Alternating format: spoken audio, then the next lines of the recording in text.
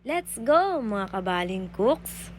Meron din po pala silang ready to eat na. Yan, parang chicken nuggets po.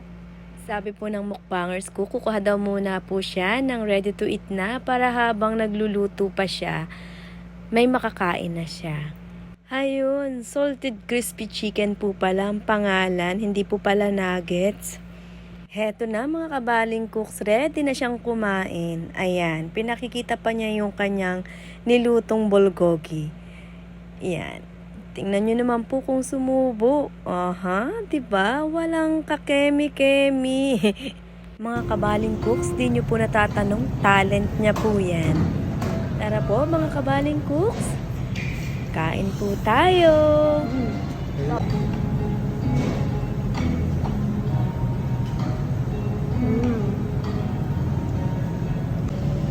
Wow.